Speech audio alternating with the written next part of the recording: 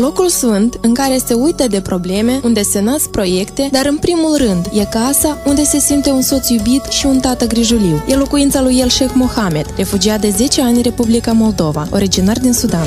Noi avem aici în casa asta 2 ani de zile. Casa care este aici este casa lui Ana, haideți să zicem așa, soție. Este casa părinților ei. Noi când am venit și era numai părinții ei. Anul trecut a murit socru, a rămas și mama pe care deocamdată nu este acasă, fiindcă e plecat undeva la sanatoriu. Când ați cunoscut-o pe soția dumneavoastră? Am cunoscut-o undeva chiar în centru, într-un local și am invitat-o la dans. I-am dat numărul meu de telefon. Adică i-am rugat în caz, dacă dorește, cumva poate să mă sune. Da, a sunat ea după aia, o perioadă de timp, n-am mai întâlnit și de atunci ne-am cunoscut. Ceva mi-a atras, probabil foarte mult, fiindcă după aia ne-am întâlnit odată, de 2 ori și am continuat mai departe până ziua de astăzi. Noi suntem împreună, avem un copil. Eu cred că acest lucru vorbește totuși de la sine. De fapt, când ne-am căsătorit așa mai religios. Se face un fel de ceremonie în casă, berim prezența câteva persoane care se anunță, oameni care sunt mai credincioși. Oficial încă nu, fiindcă ne gândim să facem nuntă. Când o să avem cu al doilea copil, probabil. Cum au reacționat socrii? Nu, cred că n-au acceptat de la bun început asemenea chestii. De fapt, nu știu exact care a fost chestia, dar ei undeva într-o perioadă au vrut să mă cunoască. Ei au venit undeva la mine, a venit mama soacră și 2 comunați de-ai mie. Ne-am stat de vorba, tata socru n-a venit, cred că prefera să stea acasă. Nu că e o persoană foarte bună, el a murit în august anul trecut. Relațiile așa au fost parcă înghețate așa, după aia Ana a rămas însărcinată, copil, după aia mi-am spus, adică hai să-i anunțăm, că trebuie să-i anunțăm cumva. Motivul cel mai important în care poate a schimbat foarte multe chestii este nașterea copilului. După nașterea lui Alias, imediat multe chestii s-au schimbat. El s-a născut în 1 decembrie 2006. Soția spune că părinții ei la început erau rezervați, dar acum Mohamed este ca un fecior. A fost ca și un simplu băiat. N-a contat că e de culoare sau un băiat alb. Am hotărât să văd ce o să se primească. Până la urmă s-a primit ce s-a primit. Nu v-a speriat faptul că e de culoare și din altă țară? Nu.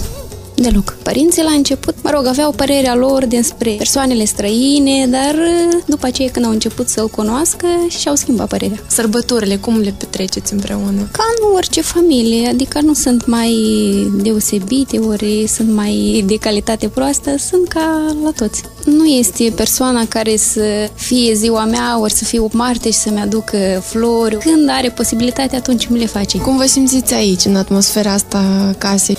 Mă simt foarte bine, mă simt foarte liber. Mă înțeleg perfect chiar și cu ea și cu el, domnul Duselet, adică și cu tată socru. Inclusiv și cu ambii cumnații mei. Adică e o familie moldovenească, nu știu, înrădăcinată, gospodar, cum se spune moldovenește. Mă simt bine aici, fiindcă e o casă, că noi tot avem același stil de arhitectură. Noi nu prea locuim în apartamente, adică în case mari. Simt, bineînțeles. În majoritate, eu tot am crescut într-o casă pe pământ, adică o casă mare. Și aici parcă e aceleași chestii. Da, asta e puțin mai mare, bineînțeles. Are și teren în sate, mai are și viță de colechită, da, poame e un lucru foarte interesant. De fapt, orice lucru la țară este destul de dificil, mai ales că eu n-am fost obișnuit cu asemenea munci de obicei. Nu pot să spun că pentru mine ele creează așa o mare plăcere sau nu știu. Dar ei îmi creează așa o descărcare așa psihologic foarte bună. Adică de obicei eu știu foarte bine că sunt în oraș, lucrez cu traduceri și toate ziua sunt plecat și când vin perioadele astea în care, încep lucrările respective la pământ sau la aici sau trebuie să sap sau mai seamănă o chestie, poate fizic este obositor, dar psihic este foarte liniștită. Cum vă împăcați cu vecinii? Foarte bine. Eu stau într-un sat în care oamenii sunt gospodari, fac treburile lor, ei lucrează, au pământurile lor, cu vecinii mă salut, mă duc pe la ei în caz că sunt niște chestii, ei vin tot normal, adică fără niciun fel de probleme, da, sigur. Care din bucatele populare moldovenești, din ce vă prepară soția, vă plac mai mult? Cred că pe primul loc plăcintele. Indiferent pe care le face soția sau le face mama soacră. Adică pentru mine plăcintele este un lucru care îmi place foarte mult. Că înainte nu prea îmi plăceau mamaligă, de exemplu, că nu mâncam. Am început în ultimul timp să-mi placă sarmale, clătitele. Mâncarea nouă este absolut deloc diferită, în sensul că a noastră pur și simplu conține mai multă ardei iute, mai multă condimente, mai multă arome, mai multă ceapă, mai multă usturoi și așa mai departe. Odată ce ați pomenit de aromele natale, când ați plecat de acasă? Eu am plecat undeva în anii 90 din Sudan. Motivul plecării, de fapt, primul care m-a rugat parent era pentru faptul că eu vreau să plec undeva într-o universitate. Al doilea motiv era puțin mai politic, fiindcă situația tocmai undeva în 89 se schimbase democrația la noi, adică a fost o lovitură de stat. Astea au fost motivele mele, de fapt, pentru plecare. În Sudan, Mohamed a lăsat 3 frați, mama, care la moment este în Statele Unite, la surorile lui, și un tată, la al cărui înmormântare nu a fost prezent. Cum a început viața dumneavoastră în Republica Moldova? Prima perioadă n-am făcut absolut nimic, am visat la niște prieteni. Eu mi-aduc aminte primul bazul pe care l-am făcut atunci, că m-am dus la Camera Registrare de Stat. Am intrat într-o audiență și am avut foarte multe întrebări, adică întrebări legate de lucru, de firme. Din 2005-2006 mi s-a făcut o ofertă din partea Direcției Refugiați, în cadrul Biroului Migrație și Azil. Am Ministerul de Interne să lucrez în calitate de traducător. Și de atunci eu lucrez până în ziua de astăzi cu Direcția Refugiați, din cadrul Biroului Migrație și Azil. Acum, undeva ianuarie, am mai făcut alt contract de muncă, tot de consultant traducător, cu Organizația Internațională pentru Migrație. Nu putem vorbi de un salariu, putem vorbi de niște bani care vin ocazional, adică astăzi poate fi, mâine poate nu. Eu sunt absolventul LIM, sunt licențiat, așa cum e scris și pe diplome, licențiat în științe sociale, specialitate psihologie, și acum fac master la OLIM, management și consiliere în asistență socială. Mă aflu în ograda domnului Elisheh Mohamed și în curând vom face cunoștință cu toată gospodăria sa. Haideți să vedem ce are el aici. Aceasta este casa și aici e bucătărie de vară, cum se spune la moldovene.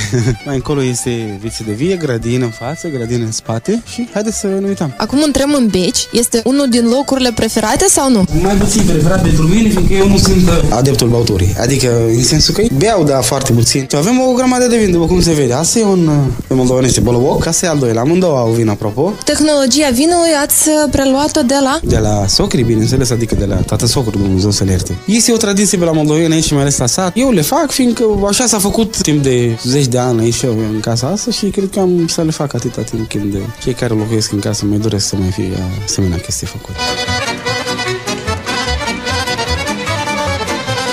Văd că aveți lemne tăiate. Cine se ocupă de ele? Eu le tai, eu le vând, dar câteodată la Caradeghe de la pune așa, le așează câteodată. Ana, dar de mai multe ori Alias. El vine și se așează, eu îi arunc aici și, de exemplu, și el începe să le așeze. Tot aici care este, vedeți, acum este așezat de el. Chiar astăzi nu am tăiat lemnul și el le pune așa, se vede că ele spuse bine, dar lucrează și el. E place, adică eu nici nu pot să scap de el. El își bagă nasul peste tot, are sânge de moldovean și îi place să lucreze.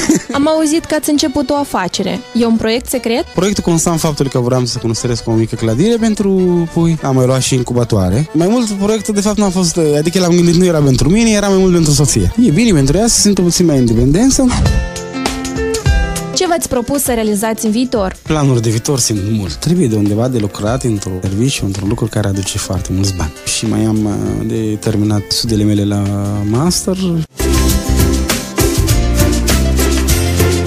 Colegii lui Elisheh Mohamed de la Centru de Drept spun că el este un bun traducător. Domnul Elisheh lucrează la Centrul de Drept din anul 2006, a fost contractat prima oară. Din acel moment prestează servicii pe bază lunară sau, mă rog, apelăm la dumnealui când este cazul, arabă, română, engleză. Din câte știu eu, serviciile dumnealui, în calitatea traducerii este foarte bună, pentru că nu am avut reclamații din partea celor care au fost implicați, pe care traducerile i-au vizat. Lucrul a fost făcut la timp și în cele mai bune tradiții pentru traducători. În plus, dumnealui a primit acum recent de la Ministerul Justiției o licență de traducător, ceea ce din nou atestă calitățile lui foarte bune în acest domeniu. Atitudinea locuitorilor Chișinăului față de stabilirea străinilor în Moldova este diferită. Eu găsesc acest lucru binevenit pentru că societatea moldoveană s-a caracterizat dintotdeauna printr-o mare toleranță față de alte etnii. Refugiații trebuie să se scrie armonios în societatea în care ei vin. Și în această ordine de idei, deci refugiații care acceptă, trebuie să se încadreze în societate, trebuie să învețe limba, trebuie să fie foarte flexibil și să accepte societatea în care trăiesc. Eu nu știu cine sunt refugiații și nu știu ce fac în Moldova. A doua zi l-am întâlnit pe domnul Mohamed într-o cafenea înconjurat de prieteni. Mohamed este un prieten adevărat al nostru, nu atât în cadrul universității, cât și în viața de zi cu zi. Este o personalitate remarcabilă, deoarece eu în viața mea nu am întâlnit persoane de altă rasă și aș spune că este o persoană foarte inteligentă, un om deosebit. Pe domnul Elisheh Mohamed eu știu vreo 5 ani, suntem prieteni foarte buni. Mohamed este persoană foarte sincer, foarte activ. Mohamed întotdeauna conduce vorba și discuția și pentru mine înseamnă că el are personalitate foarte, foarte deschisă. Moldova pentru mine înseamnă copilul meu, înseamnă soție, înseamnă socrii mei, înseamnă cumnații mei, înseamnă rude, înseamnă vecini, înseamnă satul asta holboacă, înseamnă cota pe care o avem, timp, foarte mult timp, înseamnă pentru mine studii pe care am făcut, prieteni pe care am, înseamnă parte lungă din viața mea, înseamnă absolut tot pentru mine.